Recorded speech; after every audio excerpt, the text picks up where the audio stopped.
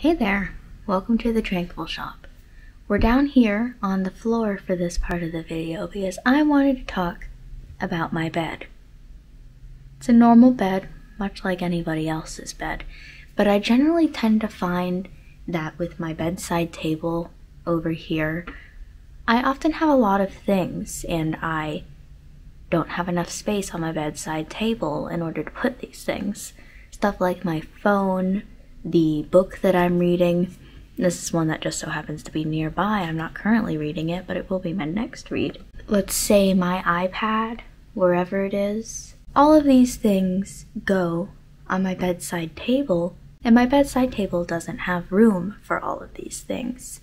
So I wanted to make myself a little crocheted caddy or like organizer or something that I could put off the edge of my bed here and put my phone in it or put a book or anything else that I think would fit this space really well. So that's what we're working on in today's video, is a little organizer that is going to be going in between the mattress and my bed frame and then come down sort of to the floor area here.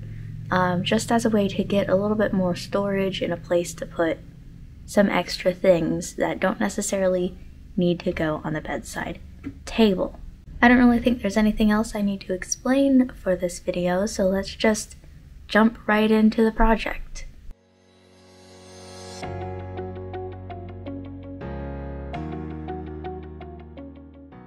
So this project is basically going to be one very long rectangle. This is what I have so far of it. I am somewhat following a pattern, but I'm changing things a little bit up. I'm mostly using it for the dimensions, but I'll link it in the description just in case you want to check it out. The pattern uses half double crochet. I'm using double crochet just because I like it better. But basically it is one long rectangle that you then sort of sew a little bit up to make a pocket that will hold all of these things, and then separate the pocket into 3 separate pockets. That's a weird way to say that. To hold different size items in different places. I'm making mine white because the sheets on my bed are white and I want it to somewhat blend in with that. But I'd be very interested to see, like in the future, if I think that this is a good idea for the shop. Just the many different colors that you could do with this. Like, I'm especially thinking a kid's set of sheets. Maybe it has dinosaurs or race cars or polka dots. And how exactly that would work, what I would do in that sort of situation. Would I just do a plain base color of whatever is more seen in those sorts of patterned sheets? Or would I attempt to make a similar pattern in this? Something like dinosaurs or race cars would be really difficult. Not that I need to worry about that for right now, but you do a lot of thinking while your hands are just moving on this. This is a very mindless activity, and so your brain is constantly working as you think about literally anything else. I'm gonna get a little bit more into this. I'll definitely give you an update before I've finished, but it's gonna look very much the same to this, so don't get your hopes up for anything interesting. I'm just making a white rectangle.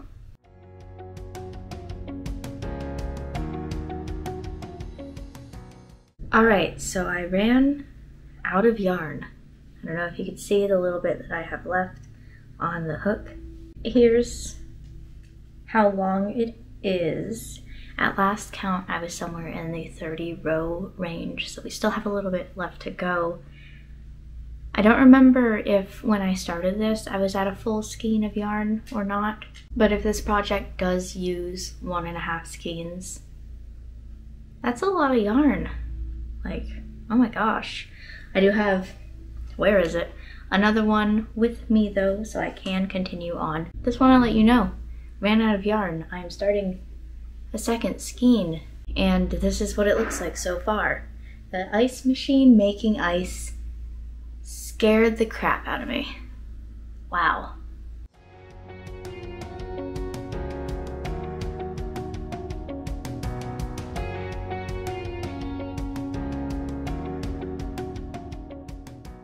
Alright, so I finished 50 rows of this.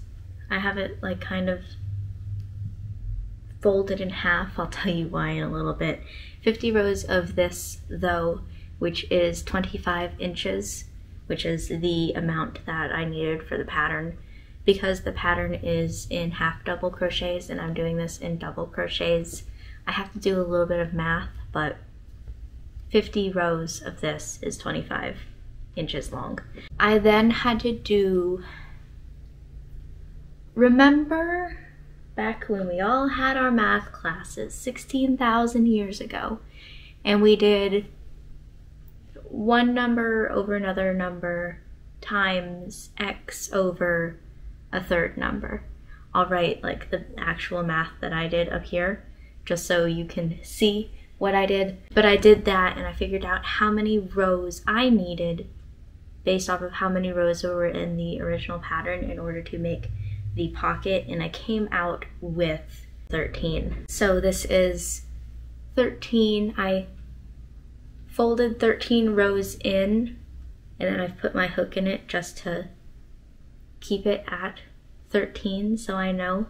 Basically now I'm going to sew down the side, create a pocket here, and then I'm going to create a couple of pockets so I could put, let's say my phone, for example, in a pocket, and anything else that I'm going to put in here. I have room for 3 items. I only know 2 at this point, so I'm gonna have to find a third, but that's my basic. What I'm going to do next is create the pocket, then create these spaces so I can turn 1 pocket into 3 pockets. I'll probably update again when I'm at that point so I can sort of show you how I'm doing that, but a little bit of an update. I finished it. I'm currently making the big pocket, and I'll see you in, I don't know, like 10-20 seconds for you.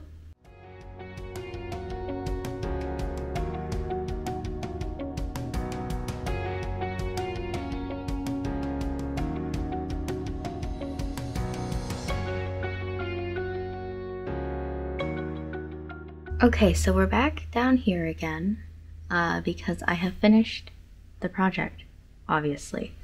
A couple of notes that I want to say. This bigger pocket I did according to the pattern, which says to surface crochet. Found out I hate surface crocheting. It is not fun. So the second pocket, I just sewed the pocket in. I'm not sure that you'll be able to tell from this far away.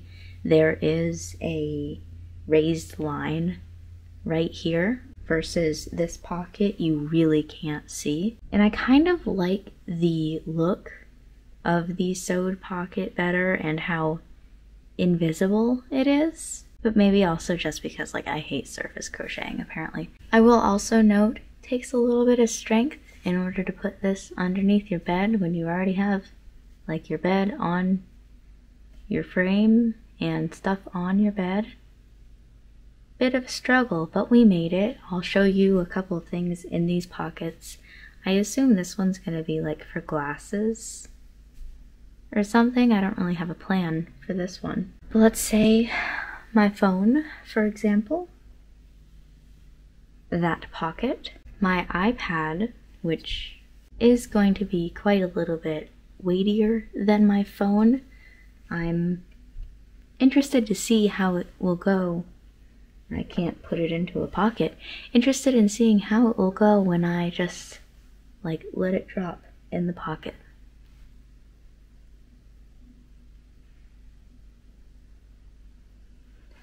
Also not touching the floor. I am surprised and pleased with this. This is also going to be a pocket for books, depending on if I'm reading an ebook or a physical book. So let me shove in A Court of Wings and Ruin because it's right here and this book is quite chonky.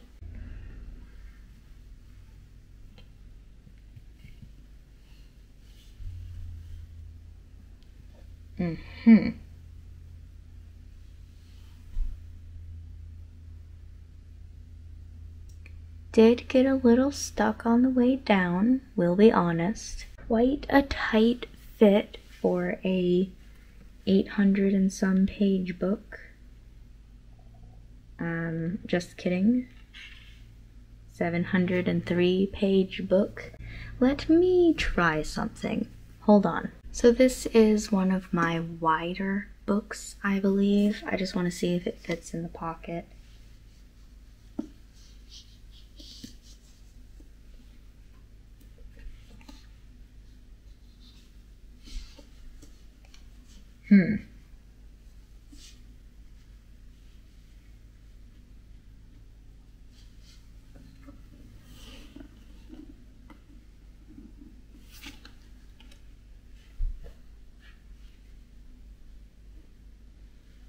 It's about the same size.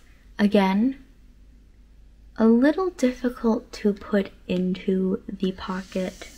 It's probably just because these corners are really sharp versus my iPad has rounded corners, because this one like slides right in and is completely fine.